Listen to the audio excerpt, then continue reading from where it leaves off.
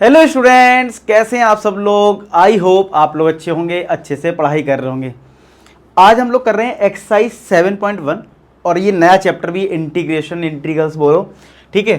तो मैं आपको इसका बेसिक भी बताऊंगा, फिर हम एक्सरसाइज करेंगे। आपको पता है जितने भी मैंने एनसीईआरटी सॉल्यूशन अगर आपने देखा हो, प्रीवियस लेक्चर देखे हो, तो मैं हमेशा एक्सरसाइज से पहले उसमें जो भी कॉन्सेप्ट होता है वो क्लियर कर देता हूँ, जिससे कि ये ना रहे कि आप लोग सोचते हो थ्योरी कहाँ है, एक्सरसाइज 7.1 है। तो मैं हमेशा बोलता हूँ थ्योरी इसी में इंक्लूडेड होगी, ठीक है।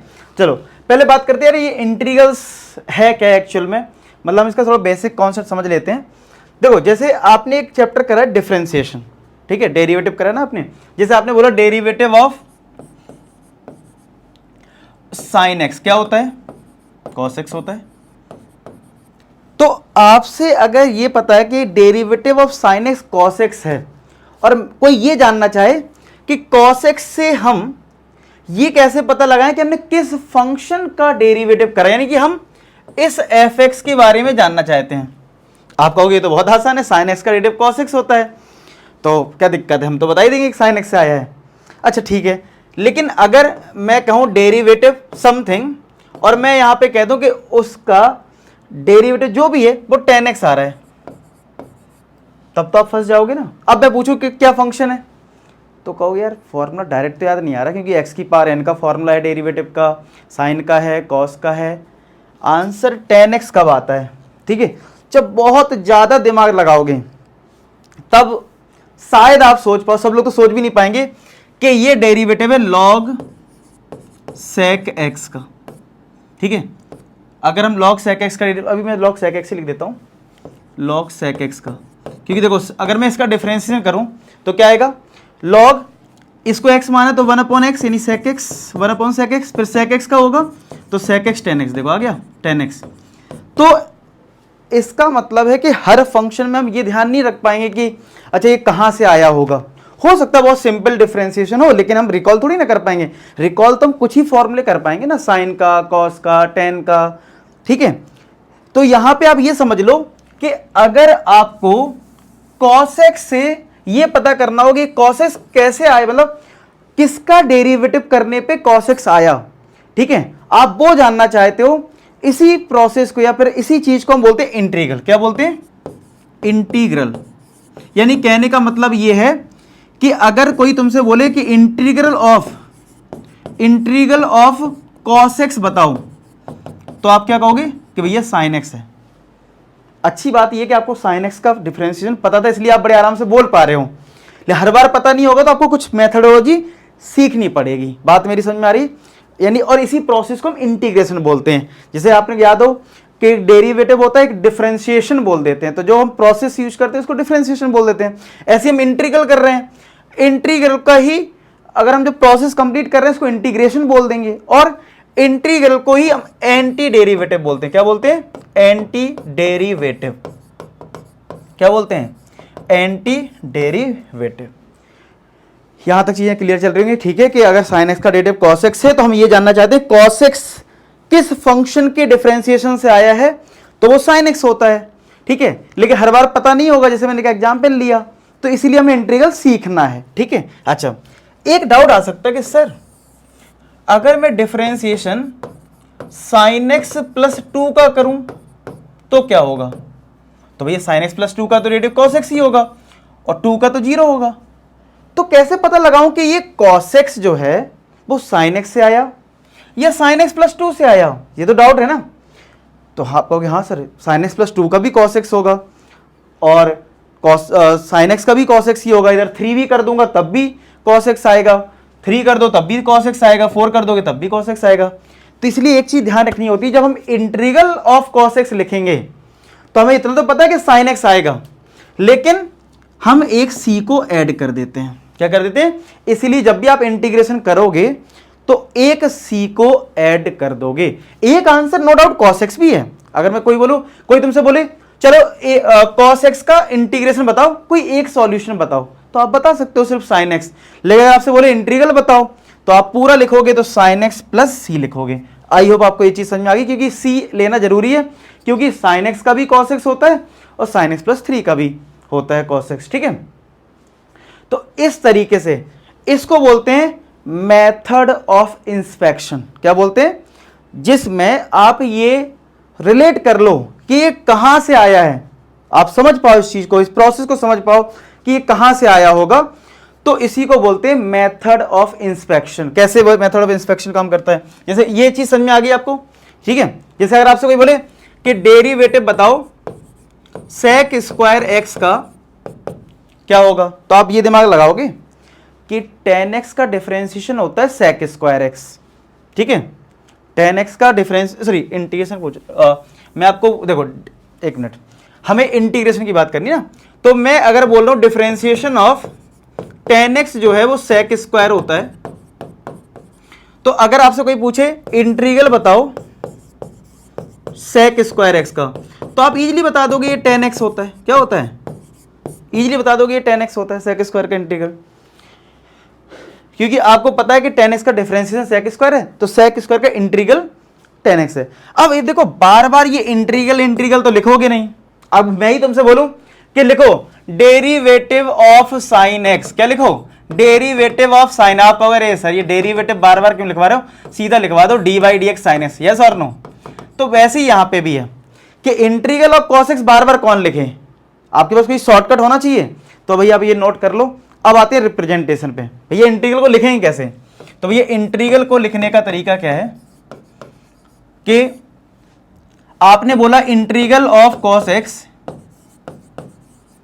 साइन एक्स होता, अभी थोड़ा डिस्कस कर लिया है कि साइन एक्स जो है कॉस एक्स का इंटीग्रल है, तो लिखें कैसे इस चीज को, इस लाइन को पूरे को क्या लिखा जाए, देखो इंटीग्रेशन का साइन है ये सांप जैसा, ठीक है, जैसे एस बनता है ना, थोड़ा एस को थोड़ा ऐसे बनाना, ठीक है, और यहां पे फंक्शन लिख दोगे और यहां dx लिखते हैं, क्या लिखते हैं, dx, मतलब cos x dx, और अब इसका आंसर तो sin x है, तो यहां से हम कह सकते हैं ये हमारा इंटीग्रल, जैसे डेरिवेटिव का साइन क्या होता था, डी बाई डी एक्स, और यहां पे आप अपना फंक्शन लिखते थे, ठीक है। तो वैसे ही यहां पे इंटीग्रेशन का साइन क्या हो गया कि इंटीग्रेशन का साइन ये हो गया, जैसे डेरिवेटिव में एफ एक्स लिखते थे, तो ऐसे यहां पे भी एफ एक्स लिखोगे और यहां डी एक्स, तो देख रहे हो आप, तो इंटीग्रेशन का साइन ये और dx, ये दोनों चीजें होनी चाहिए, और यहां फंक्शन हो गया, यानी मैं कहने का मतलब जनरलाइज फॉर्म की बात करूं तो ये हो गया, यहां एक बॉक्स और यहां dx, ये इंटीग्रेशन का बेसिक हो गया, मतलब ये साइन और ये dx और ये इधर बॉक्स इधर फंक्शन। कोई कहेगा सर ये एक्चुअल में ऐसे आया कैसे होगा, थोड़ा इस पे भी डिटेल में बात कर लेते, थोड़ी सी, ज्यादा नहीं, थोड़ा सा बेसिक आइडिया होता क्या है। इंटीग्रेशन का जो एप्लीकेशन है ना, वो है एरिया निकालने के लिए। जैसे सपोज करो आपको एक ऐसा शेप दे दिया, मैंने कहा एरिया निकालो इसका, तो आपने थोड़ा फिजिक्स में पढ़ा होगा, नहीं भी पढ़ा तो छोड़ दो, आप सोचो इसका एरिया एक साथ तो नहीं निकाल सकते हो, मैं क्या करूं, एक छोटी सी स्ट्रिप ले रहा हूं, ठीक है, एक छोटी सी स्ट्रिप ले रहा हूं, तो आप देख पा रहे हैं रेक्टेंगल टाइप दिख रही, कैसी दिख रही, रेक्टेंगल टाइप। तो अगर ये एक्स में बहुत छोटा सा पार्ट है तो ये dx हो गया, और ये वर्टिकल लेंथ है ये y हो गया, तो इस रेक्टेंगल का एरिया क्या होगा, y dx हो जाएगा। अब ऐसी मैं बहुत सारी स्ट्रिप ले लूंगा, एक इधर ऐसे ही करके, या मैं ये कह सकता हूं यहां से लेके यहां तक स्ट्रिप लूंगा, तो इन सबको मैं सम करना पड़ेगा, तो सम का जो s है उसको अगर मैं ऐसे लिख दूं तो देखो ये बन गया तुम्हारा इंटीग्रेशन। आया समझ में, तो आई होप आपको ये समझ में आ गया होगा कि क्यों हम ये साइन ले, आप देखो अब रट्टा नहीं मानना पड़ रहा है, अच्छा ये बॉक्स ही क्यों है, इधर dx क्यों है, तो कई बार डाउट आता है सर डिफरेंशिएशन में तो नीचे dx था, यहाँ इधर dx लगा है, अब तो लॉजिक समझ में आ गया। रेक्टेंगल का एरिया क्या होता है, l इंटू बी, तो y इंटू dx लिख सकते हैं, और पूरा हम सम करेंगे सारी स्ट्रिप्स का, तो सम का साइन लगा दिया, बन गया। तो यहां से एक जनरलाइज फॉर्म क्या निकल के आया, ये सम एक साइन हो गया, इसको इंटीग्रल बोलेंगे, इंटीग्रल ऑफ जो भी यहां पे फंक्शन लिखोगे, पढ़ने के लिए क्या होगा, इंटीग्रेशन ऑफ cos x बताओ, इंटीग्रेशन ऑफ जो भी पूछा, तो ये साइन लग जाएगा, यहाँ फंक्शन आ जाएगा, यहाँ dx हो जाएगा, मतलब यहाँ पे मेनली फंक्शन लिखना है, तुम इतना समझ लो, ठीक है, इतना सब समझ में आ गया। अब क्या क्या समझ लिया हमने ये समझ लिया कि जो फंक्शन कोई है उसका जब हम डेरिवेटिव करते हैं तो जो आंसर आता है, तो हमें ये पता करना है कि वो आंसर किस फंक्शन से आया है, तो वो जो फंक्शन होगा वो हमारा इंटीग्रल होगा, ठीक है। और ये भी समझ में आया कि वहाँ पे प्लस सी ऐड करना पड़ता है क्योंकि डिफरेंट फंक्शन का सेम आंसर होता है, और इंटीग्रल को ही हम एंटी डेरिवेटिव बोलते हैं, क्या बोलते हैं, एंटी डेरिवेटिव, ठीक है। अच्छा, अगर अब तुम्हें इतना समझ में आ गया इंटीग्रेशन साइन कैसे है, ये इंटीग्रेशन का तुम्हें समझ में तो ये तो आ गया, साइन ऐसा लगता है, यहाँ dx लगता है। तो अभी हम फॉर्मूले डिस्कस करेंगे, नो डाउट इंटीग्रेशन सारे फॉर्मूले से करेंगे, लेकिन अभी हम थोड़ा डाउट बात कर रहे हैं मेथड ऑफ इंस्पेक्शन। किस पे बात कर रहे हैं? Method of inspection. मतलब भाई हमें पता है कि जब इंटीग्रेशन डिफरेंशिएशन से ही आ रहा है, मतलब डिफरेंशिएशन का मतलब एंटी डेरिवेटिव भी तो है इंटीग्रेशन, तो जिसका अगर डिफरेंशिएशन आपको पता है तो आप उसमें तो दिमाग लगा ही सकते हो ना, है कि नहीं? लगा सकते हो कि नहीं लगा सकते हो? जैसे फॉर एग्जाम्पल अगर मैं आपसे कहूं 2x का इंटीग्रेशन बताओ, अगर मैं आपसे कह दूं कि 2x का इंटीग्रल बताओ, अब भले तुम्हें इंटीग्रेशन का फॉर्मूला नहीं पता, लेकिन तुम्हें इतना तो पता है कि 2x कहां से आता है, डिफरेंशिएशन ऑफ एक्स स्क्वायर का क्या होता है, 2x होता है ना, तो आप कहोगे हाँ सर इसका x square by x square हो जाएगा। अच्छा एक्स स्क्वायर का भी 2x होता है और एक्स स्क्वायर प्लस 2 लगाऊंगा तब भी 2x होता है, तो आप कहोगे सर एक कांस्टेंट टर्म ऐड कर लो। समझ में? एक आंसर सिर्फ एक्स स्क्वायर भी हो सकता है, सिर्फ एक आंसर, लेकिन सी लगाने से हमारे सारे आंसर कवर हो जाएंगे। आप समझ पा रहे हो? यानी इसको बोलते हैं मेथड ऑफ इंस्पेक्शन। खुद से ये दिमाग लगा लो कहां से आया होगा। जैसे अगर मैं तुमसे कहूं इंटीग्रेशन करो cos 2x का, तो कहां से आया होगा? तो आप दिमाग लगाओगे कि यार साइन का डिफरेंशिएशन cos x होता है, यानी कि डिफरेंशिएशन ऑफ साइन, अब ये 2x है तो 2x ले लो, तो साइन 2x का डिफरेंशिएशन cos 2x इंटू 2 होता है, लेकिन तुमसे तो cos 2x पूछ रहा है, यानी ये 2 एक्स्ट्रा है, तो इस 2 को ना इधर डिवाइड में भेज दो, यानी 1/2 differentiation of sine 2x equal to cos 2x। 2 को अंदर कर ले कोई दिक्कत तो है नहीं, तो यानी डेरिवेटिव किसका? 1/2 साइन 2x का डेरिवेटिव cos 2x है। इसका मतलब है इसका डेरिवेटिव अगर cos 2x है तो इसका मतलब है इसका इंटीग्रल ये वाला फंक्शन हो जाएगा, यानी 1/2 साइन 2x। तो इसको बोलते हैं मेथड ऑफ इंस्पेक्शन। क्या बोलते हैं? मेथड ऑफ इंस्पेक्शन, यानी कि आप खुद से डिफरेंशिएशन का फॉर्मूला सोच रहे हो कि अच्छा ये कहां से आया होगा, और उसके हिसाब से अपना आंसर लिख रहे हो, कोई फॉर्मूला अभी याद नहीं कर रहे हो। अभी मैं आपको थोड़ी देर में फॉर्मूले भी बताने वाला हूं, ठीक है?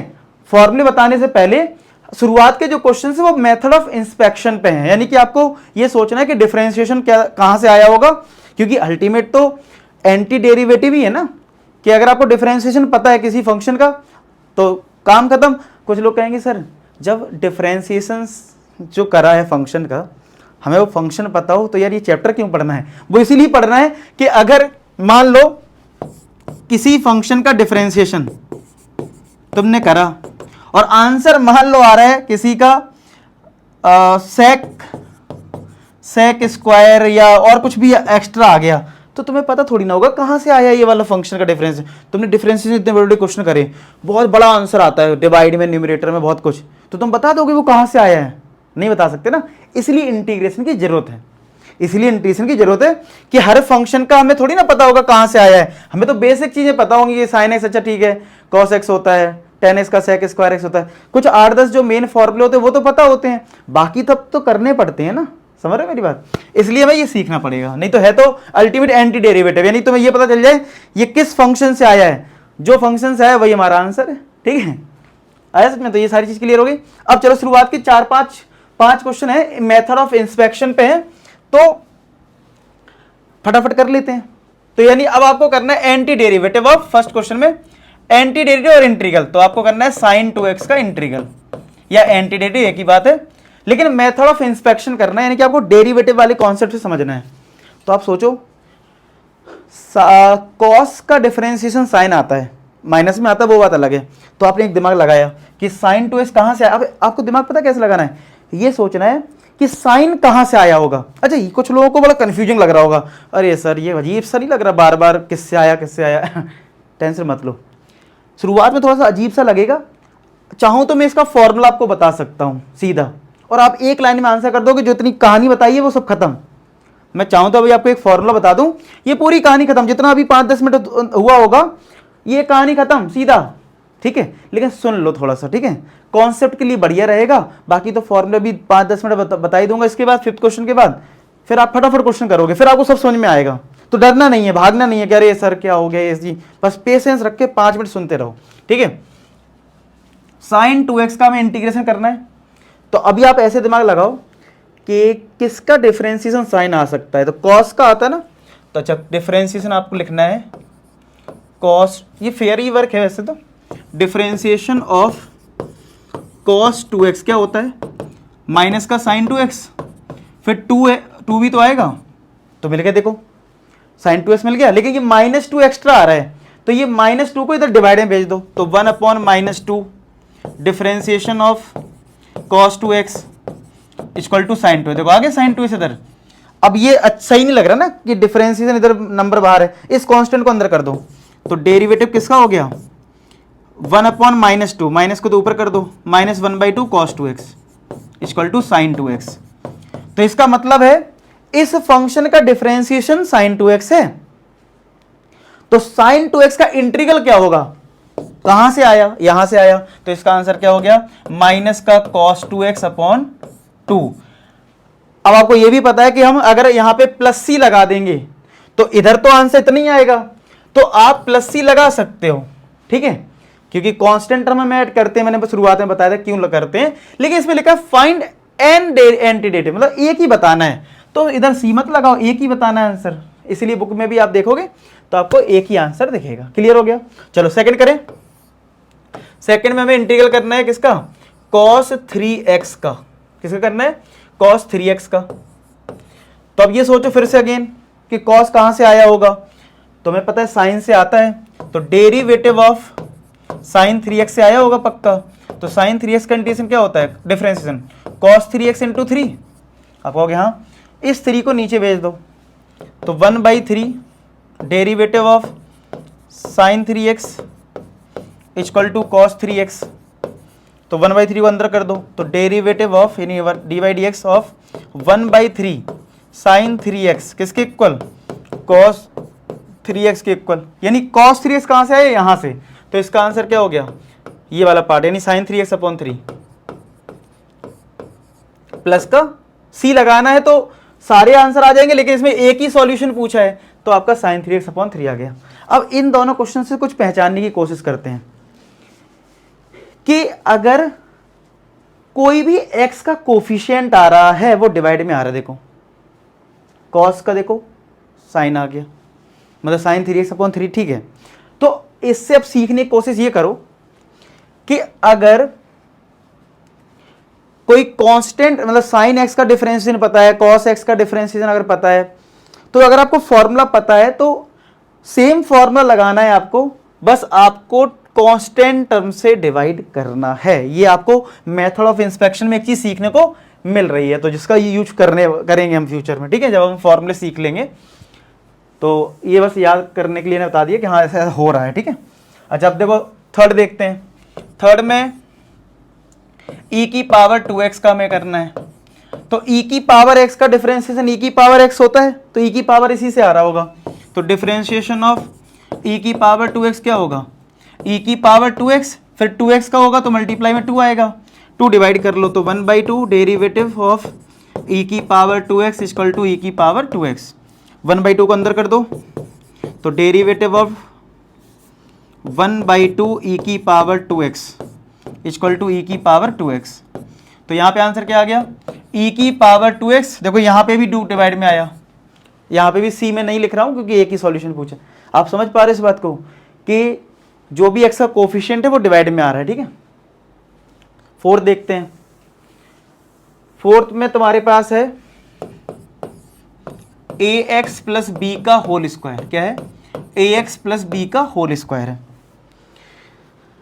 तो ax प्लस बी का होल स्क्वायर कब आ सकता है, जब एक्स क्यूब का डिफरेंस, देखो एक्स क्यूब का डिफरेंशिएशन जो है वो होता है ना 3x स्क्वायर, एक्स स्क्वायर तभी तो आता है, तो इसका मतलब है कहीं ना कहीं एक्स क्यूब का डिफरेंशिएशन हो रहा होगा, यानी डिफरेंशिएशन कहीं ना कहीं ax प्लस बी के होल क्यूब का हो रहा होगा, किसका हो रहा होगा ax प्लस बी के होल क्यूब का।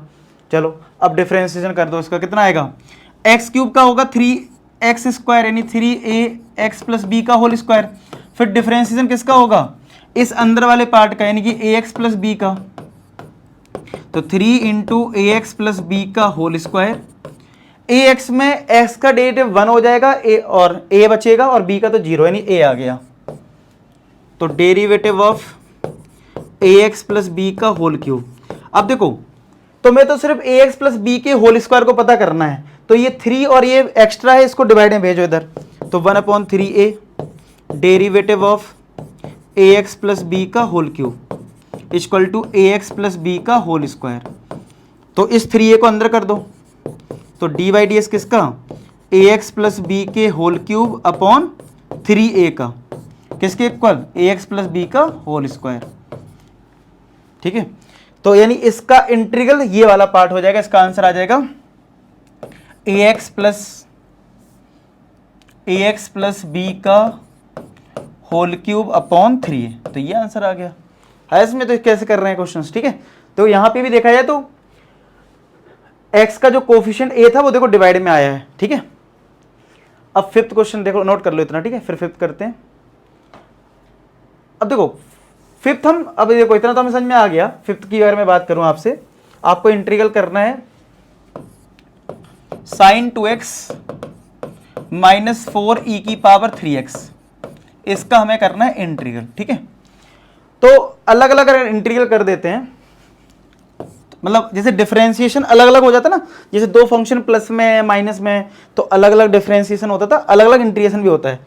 तो sin 2x का इंटीग्रेशन, बीच में माइनस 4e की पावर 3x का इंटीग्रेशन, ठीक है। साइन का इंटीग्रेशन हमने पहले क्वेश्चन में कर रखा है, sin 2x का क्या आया था, अगर आपने पीछे का वीडियो नोट कर रखा है सब, तो इसका आंसर आया था माइनस का cos 2x अपॉन 2। क्या आया था, माइनस का cos 2x अपॉन 2 आया था, अगर आप चेक कर लें पीछे से। अच्छा, जैसे डिफरेंशिएशन में कांस्टेंट टर्म बाहर आता है अगर किसी फंक्शन के साथ है, इंटीग्रेशन में भी सेम रूल है, यानी 4 बाहर आ गया, e की पावर 3x का हमें करना पड़ेगा इंटीग्रेशन। तो इससे देखो सेकंड क्वेश्चन हमने e की पावर 2x का थर्ड क्वेश्चन में कर रखा है, e की पावर 2x का कर रखा है। क्या आया था इसका आंसर, क्या उसका आंसर e की पावर 2x अपॉन 2 आया था। तो अब यहां सीखने की कोशिश करो, तो इसका क्या आ जाएगा, e की पावर 3x अपॉन 3, ठीक है। जैसे e की पावर 2x का e की पावर 2x अपॉन 2 आया था, तो इसका आ जाएगा e की पावर 3x अपॉन 3, और ये तो है ही तुम्हारा इतना माइनस का cos 2x अपॉन 2। तो वो हमने थोड़ा फर्स्ट क्वेश्चन नंबर थर्ड की हमने हेल्प ले ली और हमारा आंसर आ गया। क्लियर हो गया सबको यहां तक।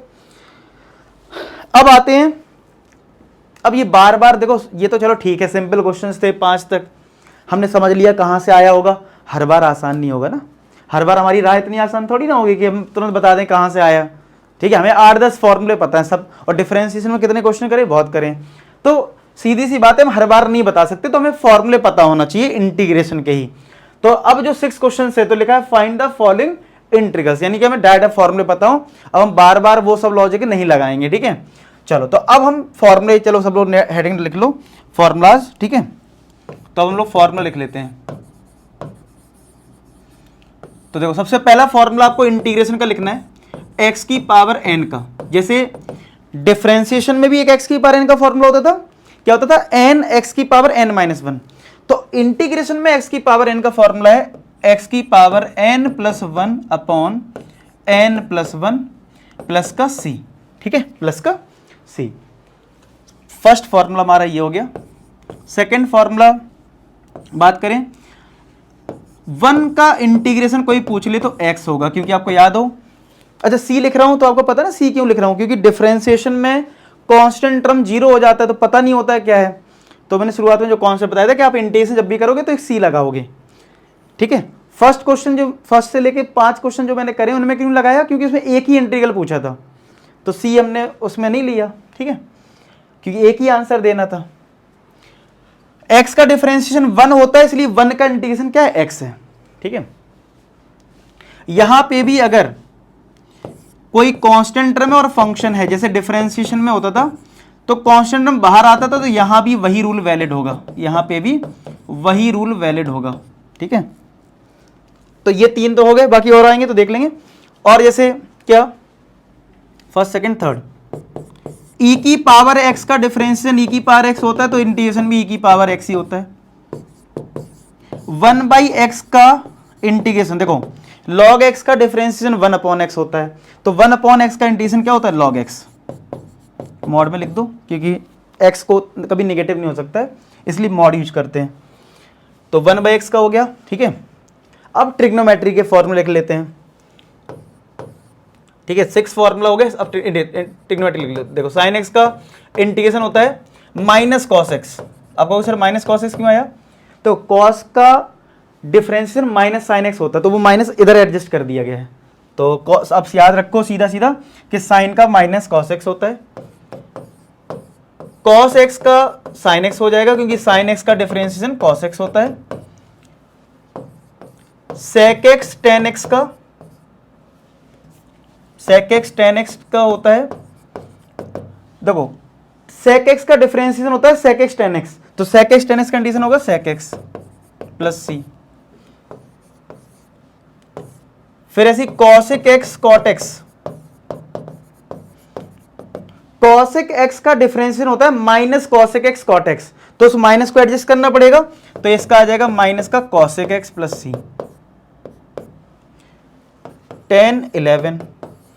अगर आपसे कोई बोले 10x बताओ, तो 10x का कई बार याद नहीं आता है जल्दी कि 10x किसके डिफरेंशिएशन से आता है, नहीं आता ना याद। तो इसका होता है log sec x। मैंने हालांकि शुरुआत में डिस्कस को कर लिया था, शुरुआत में अगर आपको याद हो शुरुआत का लेक्चर, तो log sec x का डिफरेंशिएशन अगर आप करोगे तो 10x मिल जाएगा। ऐसी log अगर cot x का तुमसे कोई इंटीग्रेशन पूछ ले तो नहीं बता पाओगे ना। तो अब आपको समझ में आ रहा होगा कि हर बार हमारे लिए आसान नहीं होगा ये पता लगाना है कि किस डिफरेंशिएशन से आया है। तो अगर आप log sin x का डिफरेंशिएशन करोगे तो मिल जाएगा cot x। तो cot x का फॉर्मूला आ गया log sin x, ठीक है। log वाली में मॉड लगा रखा है, क्योंकि log की खुद की एक प्रॉपर्टी है कि वो अंदर वाला पार्ट नेगेटिव नहीं होता, इसलिए मॉड लगा दिया, ठीक है। तो cot x का फॉर्मूला log sin x। तो यहां से आपको दो फॉर्मूले से ये भी पता चल रहा है कि इंटीग्रेशन चैप्टर पढ़ क्यों रहे हैं, क्योंकि हर बार हमारे लिए आसान नहीं होगा कि ये पता करना कि कहां से आया है, किसके डिफरेंशिएशन से आया है, ठीक है। इसलिए इन दो फॉर्मूले से बात समझ में भी आती है। तो ये दो फॉर्मूले और लिखवा देता हूं, हालांकि वो नेक्स्ट एक्सरसाइज में यूज होने, इस एक्सरसाइज में तो यूज नहीं होने। मतलब सेक एक्स और उसका सॉरी एक तो हमारा कॉसेक का नहीं हुआ ना, कॉसेक का नहीं हुआ और सेक एक्स का नहीं हुआ ना, एक सेक एक्स का और एक कॉसेक एक्स का इधर ही लिख लेते हैं, और बाद में भी लिखवा दूंगा नेक्स्ट एक्सरसाइज जब करेंगे। तो 11 फॉर्मूले हो गए, ये नोट कर लो, मैं 12 13 यहाँ लिखवा देता हूँ, ठीक है, हो गया। चलो देखो अब यहाँ पे एक और फॉर्मूला लिख लो इधर ही अभी, क्योंकि ट्रिग्नोमेट्री के सारे एक साथ हो जाएंगे ना। 12 13 12, तो ये हर एक्सरसाइज में फॉर्मूले आएंगे, ये जान लो। मतलब जितनी एक्सरसाइज करोगे कुछ ना कुछ नया आएगा, मतलब नए नए फॉर्मूले कुछ आएंगे, किसी में 2 फॉर्मूले होंगे, किसी में 3 फॉर्मूले होंगे, किसी में ज़्यादा होंगे, ठीक है। तो वो आते रहेंगे। तो अभी मैं बात कर रहा हूँ फर्स्ट एक्सरसाइज में, तो फर्स्ट एक्सरसाइज के मैंने सारे फॉर्मूले ऐसे कवर कर दिए हैं, लेकिन 2 फॉर्मूले और हैं ट्रिग्नोमेट्री के हैं, एक सेक एक्स का और एक कॉसेक एक्स का। अब आप खुद नहीं बता सकते कि ये सेक एक्स का फॉर्मूला कहाँ से आया होगा, समझ रहे हो। बस सेक एक्स कब आता है डिफरेंस, किसका डिफरेंशिएशन सेक एक्स होता है, तो नहीं आएगा आपको याद कि किसका डिफरेंशिएशन सेक एक्स होता है, तो इसलिए हमें पता होना चाहिए। तो इसका फॉर्मूला है log मॉड में sec x plus ten x plus c, और ऐसी कॉसेक एक्स का है log मॉड में कॉसेक एक्स माइनस का कॉट एक्स प्लस सी। तो देख रहे हो ये फॉर्मूले आपको कहाँ पता होंगे इतना, ठीक है। तो ये 2 फॉर्मूले नेक्स्ट एक्सरसाइज में यूज हो सकते हैं, अभी यूज तो इतने में ही काम चल जाएगा, नोट कर लीजिए एक बार। और अब हम इन फॉर्मूले से क्वेश्चंस करना शुरू करेंगे, ठीक है। अच्छा, अगर e की पावर x का इंटीग्रेशन e की पावर x है, लेकिन अगर e की पावर 2x कोई पूछ ले तो सेम लिखना है, e की पावर x है तो e की पावर x 2x होगा तो 2x आएगा, लेकिन जो भी x का कोफिशिएंट होगा वो डिवाइड में आएगा। वो तुमने शुरुआत के 5 क्वेश्चन करे उसमें ये बात सीख ली है कि सेम फॉर्मूला लगता है, बस x का कोफिशिएंट यहाँ पे डिवाइड में आ जाता है, ठीक है। फॉर्मूला में यही लगाने हैं, जैसे डिफरेंशिएशन में नहीं था कि, अब मैं थोड़ा रिकॉल करवाता हूँ, ये नोट कर लिया होगा उम्मीद करता हूँ। जैसे आपको याद हो, अगर हम sin 2x का डिफरेंशिएशन करते हैं तो आप क्या लिखते हो cos 2x, और फिर 2x का 2 आ जाता है, फिर आप ये भी समझते हो कि x का कोफिशिएंट आ जाता है। तो वैसे ही आपको इंटीग्रेशन में दिमाग लगाना है, कैसे कि अगर आपको पता है कि sin x का इंटीग्रेशन cos x है, माइनस cos x है, क्या है माइनस cos x है, ये फॉर्मूला मैंने लिखवा दिया। अब आपको यही फॉर्मूला इसमें भी रिलेट करना है। अच्छा, साइन का माइनस कॉस है तो साइन 2x में भी माइनस कॉस 2x लगेगा। बस इसमें ध्यान ये रखना है कि जो भी x का कोफिशिएंट होगा वो डिवाइड में आएगा प्लस सी, ठीक है। फॉर्मूला वही लगाना है, बस आपको कांस्टेंट टर्म डिवाइड कर देना है। बात क्लियर है? पक्का? चल आगे कर, अब क्वेश्चंस करें। तो चलिए 6 क्वेश्चन करते हैं।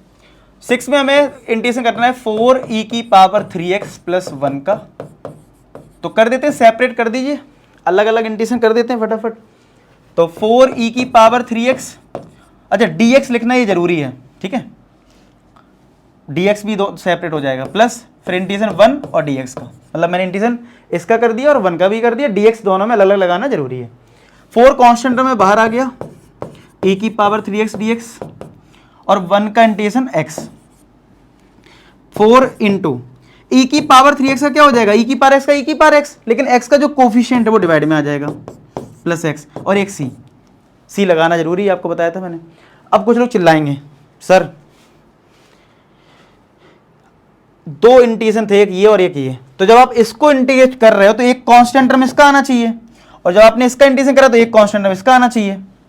सही बात है, 2 इंटीग्रेशन अलग अलग है, आना चाहिए कांस्टेंट। तो ये बताओ, चलो ठीक है, मैंने 2 कांस्टेंट लिख दिए, इसको c1 लिख दिया और इसको c2 लिख दिया। जब आप ऐड करोगे तब भी तो एक कांस्टेंट टर्म आएगा, क्या आपको उसकी वैल्यू पता है? आप कहोगे नहीं पता, तो उस पूरे को हमने c मान लिया। इसीलिए क्या होता है, इंटीग्रेशन में चाहे जितने टर्म्स हो, 50 हो, 100 हो, तुम लेकिन एक बार ही c लिखोगे, क्योंकि बार बार c1 फिर c2 ऐसे लिखो, फायदा क्या है? आई बस में, इसलिए बस एक ही बार c लिखते हैं, कंफ्यूज मत होना। अब 7th क्वेश्चन देखो, 7th है x² ब्रैकेट में 1 - 1/x² dx। अभी हमारे पास कोई प्रोडक्ट रूल मैंने तुम्हें बताया नहीं है कि तुम सोचोगे अच्छा ये और ये, ठीक है, और है भी नहीं, है जरूर लेकिन वो भी रिस्ट्रिक्शन के साथ है, ऐसे लगता भी नहीं है कि अलजेब्रा में लगा दो, ऐसा लगता भी नहीं है भी नहीं हमारे पास प्रोडक्ट रूल। तो अभी हम क्या करेंगे, सिंप्लीफाई करेंगे इसको, फिर करेंगे इंटीग्रेशन। तो x² का 1 में मल्टीप्लाई करा x², इसमें करोगे तो x²/x², तो ये फाइनली आ जाएगा x² माइनस का 1 dx। कर दो अलग अलग इंटीग्रेशन, यानी x² dx माइनस 1 dx, यानी ये आ गया x³/3 और 1 का इंटीग्रेशन x प्लस का c, ये आ गया आंसर, x³/3 माइनस का x प्लस c। क्लियर है? अब 8th करते हैं। 8th में हमारे पास है integration of ax² plus bx plus c dx, plus का साइन अलग अलग कर दो, यानी ax² dx plus bx dx plus c dx। Constant term बाहर करो तो x² dx, b बाहर कर दो x dx, c बाहर कर दो तो कुछ नहीं तो 1 बचा ना, क्योंकि c अल्टीमेट क्या है, c इंटू 1, तो c बाहर हो गया। अच्छा अब इसमें कौन सा फॉर्मूला लगाएं, अब हमने फॉर्मूले सीख लिए हैं। इंटीग्रेशन ऑफ x⁻n का फॉर्मूला क्या था, x⁻n + 1/n+1 प्लस का c, ये लगा दो। तो a into x⁻n + 1/n+1, x की पावर ये 1 है ना, तो 1 + 1/1+1 c इंटू 1 का इंटीग्रेशन क्या होता है, x होता है, ये मैंने पहले बता दिया। और एक कांस्टेंट टर्म c1 लिख दो, क्योंकि c ऑलरेडी क्वेश्चन में ही है, तो चलो इसको c1 नाम दे दो, क्या दिक्कत है। तो ये आ गया a x³ b x² plus का c, ये c लिखा है, ठीक है, cx प्लस का c1 आया इसमें। तो इस ये वाला जो 8th क्वेश्चन का आंसर हमारा हो गया ax³ b x²/2 तो cx। बुक में आप देखोगे एनसीईआरटी कैपिटल C करके लिख रखा है, वो एक ही बात है, कंफ्यूज मत होना, ठीक है। कांस्टेंट एलटी तुम के लिख दो तो भी कोई फर्क नहीं पड़ेगा, ठीक है। 9th क्वेश्चन देखो, 9th में हमें इंटीग्रेशन करना है 2x² प्लस e⁻x dx का। तो अलग अलग कर दो फिर से, 2x² dx plus e⁻x dx, 2 बाहर आ गया, x² का इंटीग्रेशन होगा और इधर e⁻x का इंटीग्रेशन होगा। e⁻x का इंटीग्रेशन e⁻x होता है, 2 इंटू x² का इंटीग्रेशन x³ होगा और ये प्लस का c। अच्छा ये कैसे लिखा पता है ना, x⁻n+1 तो 2 + 1 3 और नीचे भी 2 + 1 3, ठीक है, फॉर्मूला लगा दिया, पिछले क्वेश्चन में भी यूज हुआ है। तो इसका आ गया 2x³ 3 e⁻x plus c। 10th देखो, integration of root X minus 1/√x का होल स्क्वायर, ठीक है, और dx लिख लो। अब किसी को आएगा सर कैसे करें, सर ऐसा कर लें, इसको x मान लें और x स्क्वायर का लगा दें x³ 3। इसमें ऐसा नहीं होता है, इसमें वो चेन रूल वाला कॉन्सेप्ट वैलिड नहीं है। जो चेन रूल नहीं होता था, डिफरेंशिएशन तुमने देखा होगा, इसलिए आसान था। अब कहोगे सर वो तो मुझे वो भी टफ लगा, वो बात अलग है, आपको टफ लग गया, लेकिन हाँ कंपेयर करोगे तो आपको डिफरेंशिएशन इजी लगेगा। डिफरेंशिएशन में हमारे पास बहुत तरीके होते हैं, हमारे पास चेन रूल होता है, ठीक है, प्रोडक्ट रूल होता है, क्वोशिएंट रूल होता है। यहाँ पे ना तो तुम्हारे पास क्वोशिएंट रूल है, ना ही अभी तुम्हारे पास प्रोडक्ट रूल है। आएगा प्रोडक्ट रूल, वो भी बहुत लिमिटेशन के साथ आएगा, तो सब में लगेगा भी नहीं, ठीक है। ना ही तुम्हारे पास चेन रूल है, इसलिए ये थोड़ा टफ हो जाता है, थोड़ा सा टफ होता है। लेकिन आप प्रैक्टिस सही से करोगे, मेरे साथ मेरे तरीके से करोगे, समझोगे, तो आपको बढ़िया लगेगा, मजा आएगा पढ़ने में, ठीक है। मतलब कंपेयर करें, कोई टॉपिक होता ना सर कंपेयर कर दो, तो कोई वैसे बोले डिफरेंशियल इंटीग्रेशन कौन टफ है, तो मैं कहूँगा आपको थोड़ा सा इंटीग्रेशन में एक्सरसाइज भी ज़्यादा है, ठीक है, और सोचना भी आपको ज़्यादा पड़ेगा, तो वो चीज़ है, डिफरेंस तो थोड़ा रहेगा। अब यहाँ पे हमारे पास ऐसा कोई लॉजिक नहीं कि हम इसको x मान के और फॉर्मूला लगा दें, चेन रूल टाइप है नहीं कुछ। तो अभी आप होल स्क्वायर ओपन करिए, ठीक है, तो a माइनस बी का होल स्क्वायर लगाइए, a² प्लस b² माइनस का 2a into b, bracket close, ये dx। तो रूट एक्स का स्क्वायर x, 1 का स्क्वायर 1 x, रूट एक्स का स्क्वायर x माइनस का 2 और ये dx। अब अलग अलग कर दीजिए इंटीग्रेशन, यानी x dx 1/x dx minus का 2 dx, क्लियर। x का इंटीग्रेशन क्या हो जाएगा, x⁻1 ले लो इसको, तो x⁻1 + 1/2, मतलब नीचे भी 1 + 1, 1/x का इंटीग्रेशन क्या होता है, log x लिखवाया था मैंने, log x लिख दो, 2 बाहर कर लो और अंदर 1 बना रहेगा, 2 को हम 2 × 1 लिख सकते हैं, 2 बाहर कर दिया, क्योंकि 1 का इंटीग्रेशन मुझे पता है x है। तो फाइनली आंसर क्या आ गया, x² 2 log x माइनस का 2x + c, ठीक है। तो ये हमारा आंसर आ गया किसका, 10th क्वेश्चन का आंसर आ गया, x² 2 log x minus 2x। अच्छा मॉड लगा रखा है तो मॉड लगा दिया करो लॉग वाले क्वेश्चन में, ठीक है। कभी कभी नहीं भी लगाओगे तो ठीक है, नंबर ऐसे नहीं कटेंगे, लेकिन फिर भी याद रहे तो लगा देना है, ठीक है, याद रख ही लो, ज़्यादा बढ़िया है। तो लॉग में मैंने बताया भी था कि x जो होता है वो पॉजिटिव होना चाहिए, तो मॉड लगा के चीज़ को क्लियर कर दो। चलो 10th हो गया। अब आ जाओ 11th क्वेश्चन में। 11th में हमारे पास है integration of x³ plus 5x² minus का 4/x² dx, ऐसा दे रखा है। अब यहां पे भी क्या है, हमारे पास कोई क्वोशिएंट रूल नाम की चीज नहीं है कि u/v, मतलब क्वोशिएंट रूल नाम का कुछ है नहीं। तो उसके लिए क्या करें, सिंप्लीफाई करना है, यानी सेपरेट डिवाइड कर दो। क्या कर दो, सेपरेट डिवाइड, यानी x³ x², 5x² और 4/x² और ये dx। जब हमारे पास कोई फॉर्मूला है ही नहीं तो हम क्या करेंगे, सेपरेट डिवाइड करके करेंगे। तो x³ में x² गया तो x बचेगा, ये तो कट के पूरा 5 ही बचेगा, और ये x² को ऊपर भेज दो, यानी x⁻² आ गया। अब कर दो अलग अलग, यानी x dx 5 dx 4x⁻² dx, ठीक है। x का तो x² 2 आ जाएगा, 5 बाहर करो तो 1 बचा, 4 बाहर करोगे तो x⁻² बचेगा। अब लगा दो फॉर्मूले और आंसर, तो यहां से आ जाएगा x² 2, 1 का इंटीग्रेशन x हो गया -4, x⁻n का फॉर्मूला है x⁻n + 1/n + 1, और एक कांस्टेंट टर्म लास्ट में लिखना होता है, जब सारे हो जाएं तो एक लास्ट में c लगा दो। इसको सिंप्लीफाई कर लो, तो x² 2 प्लस का 5x - 4 x⁻−1/−1 प्लस c, तो x² 2 प्लस का 5x, ये माइनस और ये माइनस प्लस हो जाएगा, और x⁻−1 क्या हो जाएगा 1/x प्लस c। तो इसका आंसर हमारा ये आ जाएगा, चेक कर लें। तो हमारे क्वेश्चन में था 11th का answer x² 2 plus 5x plus 4/x plus c। Clear, समझ में आ रहा है क्वेश्चन, बता देना फीडबैक। मतलब मैं हमेशा बोलता हूँ, हर वीडियो में बोलता हूँ कि आप जब सीख लो इससे, मतलब आपको वीडियो अच्छा लगा तो आप कमेंट बता जरूर दिया करो कि आपको कैसा लगा, सीखने में मज़ा आया, कॉन्सेप्ट क्लियरिटी आपकी हुई कि नहीं हुई, जिससे मुझे तो पता चल जाता है ना कि हाँ यार इस बच्चे को समझ में आया, अच्छा लगता है यार, और क्या चाहिए। ठीक है, मतलब अच्छा लगता है कि यार आपको समझ में आ रही चीज़ें जो मैं समझा रहा हूँ। ठीक है, 12th क्वेश्चन देखो, 12th में भी डिवाइड में लिखा है तो आपको सेपरेट डिवाइड करना पड़ेगा, जैसे एक्स क्यूब, क्योंकि हमारे पास क्वेश्चन रूल नहीं है, हमारे पास इंटीग्रेशन में ऐसा कोई क्वेश्चन रूल नहीं है, तो भाई इस तरीके से है। तो आप रूट एक्स का सेपरेट डिवाइड करें सब में, तो x cube upon root x plus 3x upon root x plus 4 upon root x, यही तो आएगा। अच्छा, रूट एक्स का मतलब क्या होता है? रूट एक्स का मतलब होता है एक्स की पावर 1/2, एक्स की पावर 1/2, एक्स की पावर 1/2, यही तो होता है। अब बचपन में एक चीज सीखी थी, बेस अगर सेम है पावर माइनस होती है कर दो, तो एक्स की पावर 3 माइनस 1/2, एक्स 3, इधर एक्स की पावर 1 है तो 1 माइनस 1/2, और ये ऊपर चला गया तो एक्स की पावर माइनस 1/2 dx। थोड़ा सिंप्लीफाई कर लेते हैं,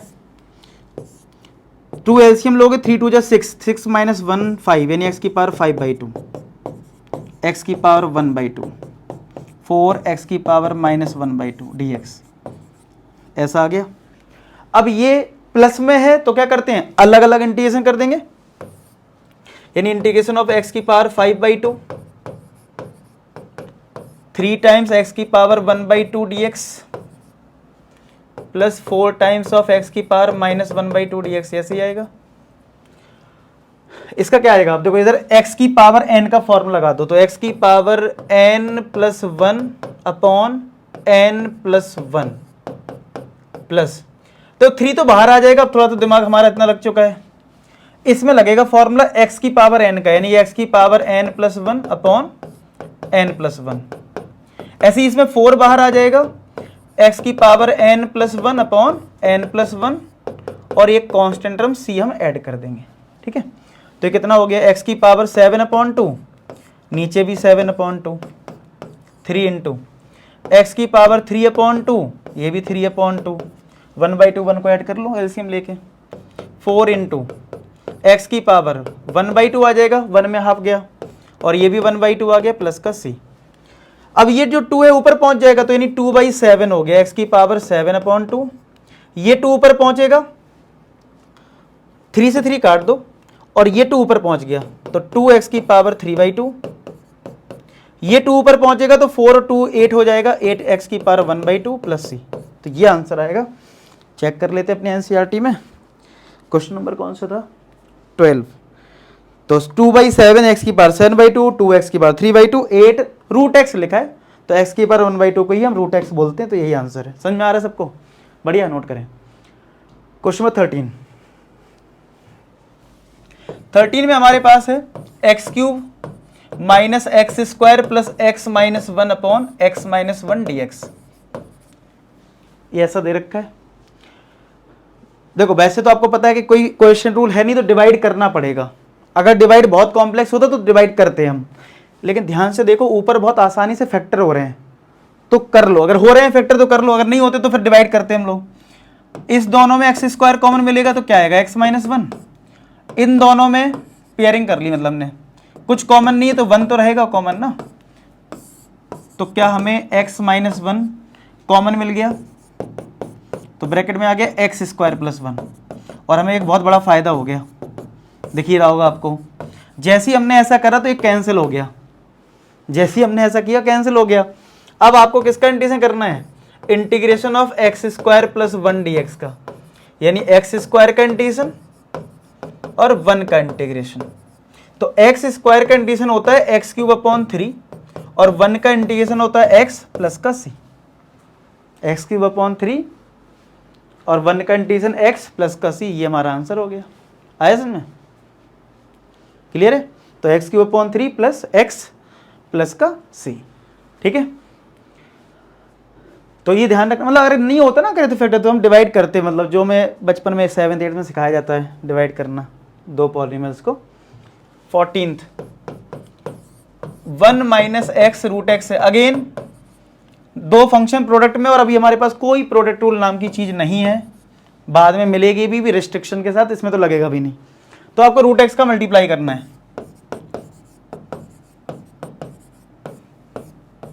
ठीक है। अच्छा, रूट एक्स का मतलब होता है एक्स की पावर 1/2, ऐसा हो जाएगा। थोड़ा और सिंप्लीफाई कर लेते हैं, ये 1 है पावर, बेस सेम है, पावर ऐड होती है, तो 1 + 1/2 कितना आ जाएगा 3/2।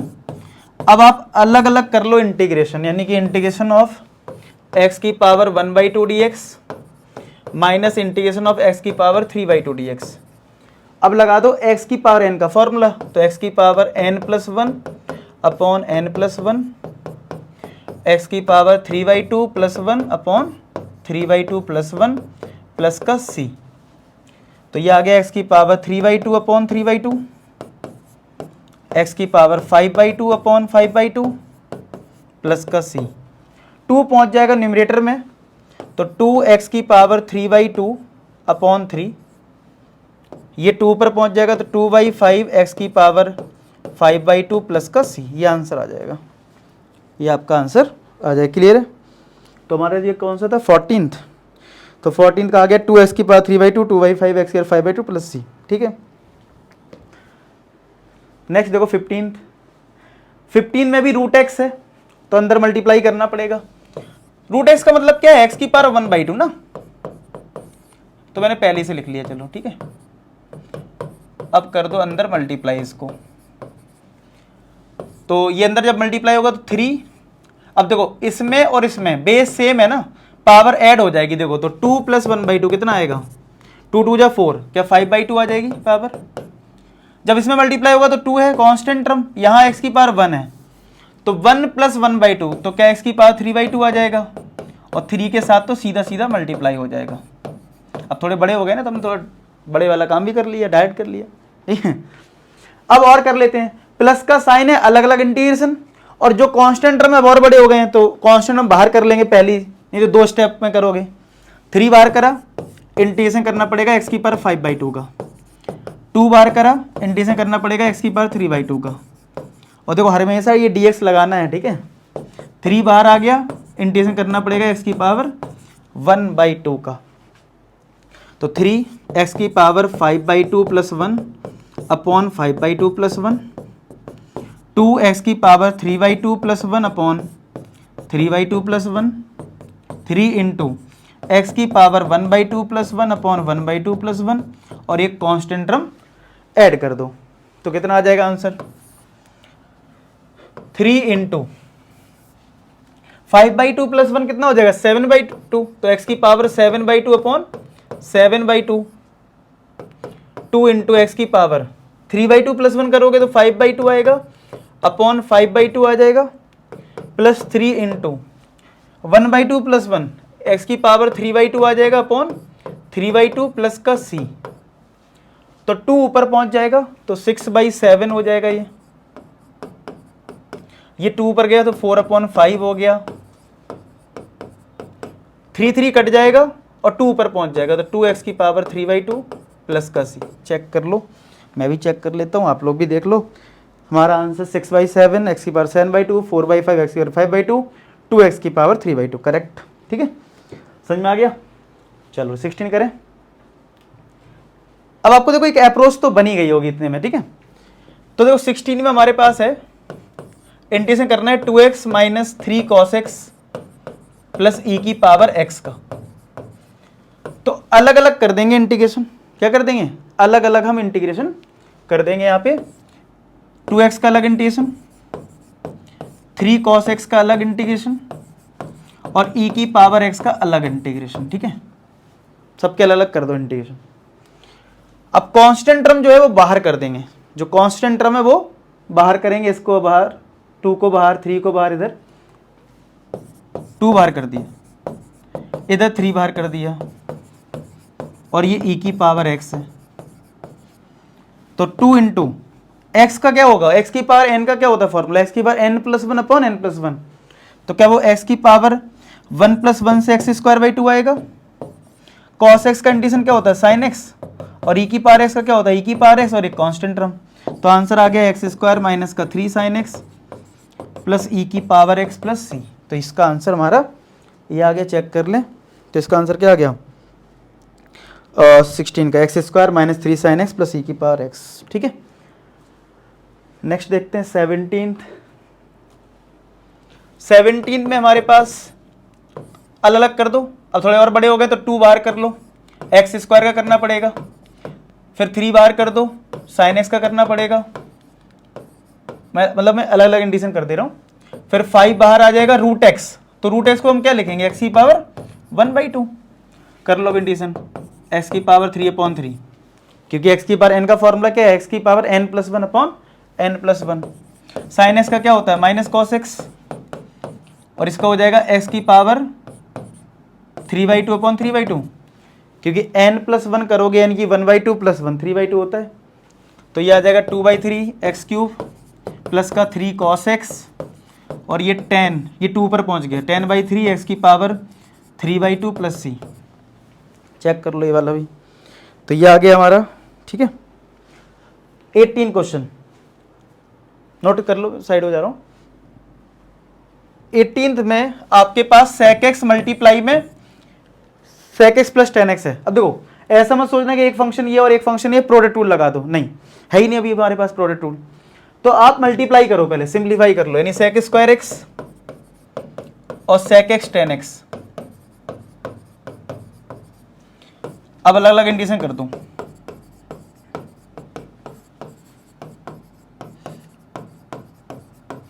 तो अब देखो 10x का डिफरेंशिएशन sec स्क्वायर x होता है, तो sec स्क्वायर x का इंडिशन क्या होगा, 10x। sec स्क्वायर x का इंडिशन क्या होगा, 10x होगा। sec x 10x थोड़ा रिलेट कर ली, कभी कभी देखो फॉर्मूला याद आ जाए जो मैंने लिखवाया, ठीक है, नहीं आ रहा याद तो अगर सिंपल तो डिफरेंशिएशन सोच लो। sec x 10x कब आता था, डिफरेंशिएशन ऑफ sec x से, इसका मतलब sec x होगा प्लस का c। वैसे तो फॉर्मूला है sec स्क्वायर का, देख लेना मैं लिखवाया था कि नहीं लिखवाया था, अगर लिखवाया तो 10x लिखवाया होगा, और नहीं लिखवाया तो लिख लो अभी। ठीक है, कि sec स्क्वायर x कंडीशन क्या होता है, 10x। अब यहां पे देखो क्वेश्चन रूल तो हमारे पास है नहीं, 19 क्वेश्चन की बात करें तो साइन कॉस में चेंज कर लो। जैसे sec स्क्वायर है ना, इसको 1/cos स्क्वायर लिख लो, कॉसिक को 1/sin स्क्वायर लिख लो, ये तो पता ही है, हम लोग लिख ही सकते हैं ऐसा। ये साइन स्क्वायर ऊपर पहुंच जाएगा और नीचे तुम्हारा cos स्क्वायर x है, और साइन अपॉन कॉस क्या होता है, tan स्क्वायर x होता है कि नहीं होता है। आप कहोगे हाँ, tan स्क्वायर x को क्या लिखोगे, कहोगे नहीं पता tan स्क्वायर x का नहीं पता, हमें sec स्क्वायर x का इंटीग्रेशन पता है, sec स्क्वायर x का इंटीग्रेशन पता है कितना होता है, tan x। तो अगर इसको अगर sec स्क्वायर में कन्वर्ट कर ले तो हो जाएगा। तो कर सकते हो कैसे, 10th क्लास में एक आइडेंटिटी थी हमारे पास 1 + tan square theta = sec square theta. तो tan स्क्वायर थीटा किसके बराबर लिख सकते हो, sec स्क्वायर x - 1 के। तो इस tan स्क्वायर x को रिप्लेस कर दो किससे, sec स्क्वायर x - 1 से, और अलग अलग कर दो इंटीग्रेशन। और ये याद भी रख लो क्योंकि अब बार बार कभी भी tan स्क्वायर x आ सकता है, तो याद रखो tan स्क्वायर का फॉर्मूला नहीं है, उसको चेंज करना है sec स्क्वायर x - 1 में। तो अलग अलग कर दो, sec स्क्वायर x का इंटीग्रेशन और 1 का इंटीग्रेशन। sec स्क्वायर x का tan x हो जाएगा और 1 का x होता है प्लस c, तो tan x - x plus c आ गया। ठीक है, अब देखो 20 में, अब देखो डिवाइड का भी फॉर्मूला है नहीं, दो टर्म है तो सेपरेट डिवाइड कर लो, यानी कि 2/cos स्क्वायर x हो जाएगा माइनस का 3 sin x upon cos square x हो जाएगा। दो टर्म आ गए, तो 2 cos स्क्वायर ऊपर जाएगा तो क्या बन जाएगा, sec square x - 3 cos square का मतलब है 2 cos x है, यानी कि sin x के नीचे cos इंटू कॉस है, तो sin अपॉन cos क्या होता है, tan x, और एक जो cos बच गया ऊपर मान लेते हैं 1 तो रहते ही, 1 तो मल्टीप्लाई किसी के साथ भी ले सकते हो, और 1/cos क्या हो जाएगा, sec x। अब आप अलग अलग कर लो इंटीग्रेशन, एक टर्म ये हो गया एक टर्म ये हो गया, तो 2 तो बाहर आ जाएगा, sec स्क्वायर का इंटीग्रेशन करना पड़ेगा, 3 बाहर आ जाएगा, इधर tan x sec x का करना पड़ेगा। तो sec स्क्वायर x का इंटीग्रेशन होता है tan x और sec x tan x का इंटीग्रेशन होता है sec x। Plus c. तो इसका आंसर ये हो गया 2 tan x, ठीक है, ये कौन सा था 20 था ना, इसका आंसर हो गया 2 tan x minus 3 sec x, ठीक है। अब लास्ट के 2 क्वेश्चन और हैं ऑब्जेक्टिव में दोनों। तो देखो इसमें हमें 21 में रूट लिखा एंटी डेरिवेटिव, एंटी डेरिवेटिव का मतलब इंटीग्रेशन ही है, ठीक है। तो root x plus 1 upon root x का करना है, तो सेपरेट कर लो, या पहले इसको लिख लो एक्स की पावर 1/2, इसको लिख लो एक्स की पावर 1/2, ये ऊपर पहुंच जाएगा तो एक्स की पावर -1/2 बन जाएगा। अब कर दो अलग अलग इंटीग्रेशन, यानी एक्स की पावर 1/2 का इंटीग्रेशन, एक्स की पावर -1/2 का इंटीग्रेशन, एक्स की power n+1 upon n+1, x की पावर n+1 अपॉन n+1। तो ये एक्स की पावर 3/2 आ जाएगा, यहाँ भी 3/2, ये एक्स की पावर 1/2 आ जाएगा, और ये भी एक्स की पावर मतलब ये भी 1/2 होगा प्लस सी। 2 ऊपर पहुंचेगा तो 2/3 एक्स की पावर 3/2, इसका 2 ऊपर पहुंचेगा तो 2 एक्स की पावर 1/2 प्लस सी। चेक करो कौन सा ऑप्शन है, 2/3 कहाँ है, सी पार्ट में है ना, 2/3 एक्स की पावर 3/2 प्लस 2 टाइम्स, हाँ सी पार्ट। क्या आ रहा है इसका आंसर, सी आ रहा होगा, 21 का सी, ठीक है, नोट कर लो इसको। अब लास्ट हमारा ऑब्जेक्टिव 22, बोला डेरिवेटिव ऑफ एफ एक्स इतना है और F2 0 है, एफ एक्स बताना है। मतलब आपको दे रखा है derivative of F x 4x³ minus 3x की पावर 4, ठीक है, ऐसा कुछ दे रखा है, और F2 की वैल्यू दे रखी है, वो कुछ निकालने के लिए होगी। देखो इतना आपको पता है कि किसी भी फंक्शन का डिफरेंशिएशन करा आपने, एक आंसर आया, ठीक है। तो ये जो एफ एक्स है, जो एफ एक्स है, ठीक है, वो कहीं ना कहीं इस फंक्शन का इंटीग्रल है। क्या है, जैसे आपको याद हो कि अगर मैं बोल रहा हूं साइन एक्स का डिफरेंशिएशन कॉस एक्स है, तो आप यही तो बोलते हो कि कॉस एक्स का इंटीग्रल या एंटी डेरिवेटिव साइन एक्स, यानी ऐसे बोलोगे ना, इंटीग्रल ऑफ कॉस एक्स किसके बराबर है, इस साइन एक्स के बराबर है। बात समझ में आ रही है, ऐसे तो बोलते हो कि integral of cos x sine x के बराबर है, क्योंकि इसका इंटीग्रेशन कोई हम क्या बोलेंगे, जिसका हमने डिफरेंशिएशन करा है, यही तो बोलोगे। तो क्या मैं इस चीज को ये बोल सकता हूं, ये एफ एक्स जो है इंटीग्रल ऑफ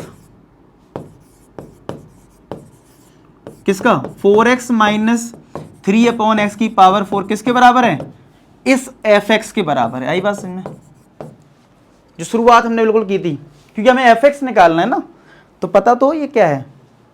फिर सुन लो ध्यान से बात, जैसे differentiation of sine x cos x आता है, तो आप ये बोलते हो कि कॉस एक्स का एंटी डेरिवेटिव या कॉस एक्स का इंटीग्रल क्या है, साइन एक्स है, यानी जिसका हम डिफरेंशिएशन करते हैं। तो सेम चीज तो लिखी है कि ये जो आंसर आया डिफरेंशिएशन का, तो मैं कह सकता हूं ये जो है इंटीग्रल है या एंटी डेरिवेटिव है किसका, इस एफ एक्स का। रिलेट कर लो इस चीज को, तो यानी एफ एक्स बराबर है इसके इंटीग्रेशन के, यानी इसको साइन से अगर प्रॉपर लिखना तो इस तरीके से लिख सकते हो, ऐसे लिखते हैं हम लोग इंटीग्रेशन को, इक्वल टू एफ एक्स।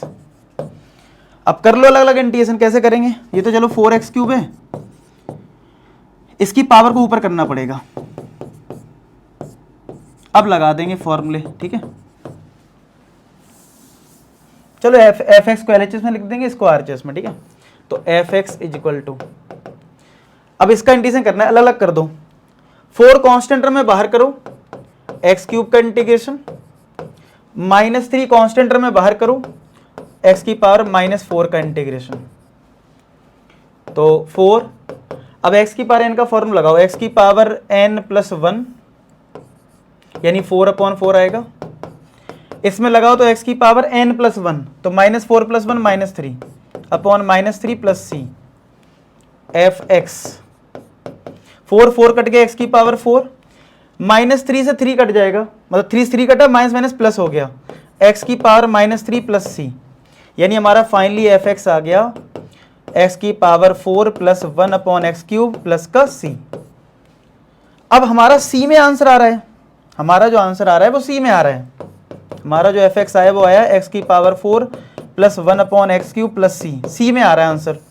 अब आंसर तो सी में नहीं है, उसके लिए तुम्हें F2 बराबर 0 दे रखा है। यानी कि अगर इस वाली कंडीशन में मैं अगर x को 2 रख दूं, अगर मैं पूरी कंडीशन में x को 2 रख दूं तो F2 इक्वल टू 2 की पावर 4 प्लस 2 की पावर 3 प्लस सी। F2 के लिए 0 है, 2 की पावर 4 16, 1/8 प्लस 1। तो अगर हम 8 एलसीएम ले लें तो 128 प्लस कितना हो जाएगा, और ये सी है 1,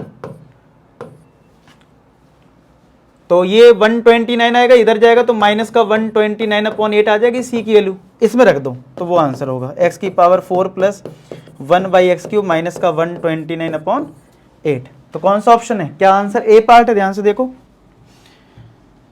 ठीक है, ए पार्ट। समझ में आया? तो आई होप आपको ये एक्सरसाइज अच्छी लगी हो, मतलब समझ में भी आई हो बढ़िया से। आप बताना फीडबैक के लिए, और बाकी मैंने पूरी कोशिश करी अच्छे समझाने का, ठीक है। आई होप आपको वीडियो अच्छा लगे तो लाइक कर देना और फ्रेंड्स में शेयर कर देना। मिलते हैं नेक्स्ट वीडियो, तब तक अपना ख्याल रखें, पढ़ाई करते रहे। लास्ट में एक ही बात बोलूँगा कि आप सभी सफल हो। धन्यवाद।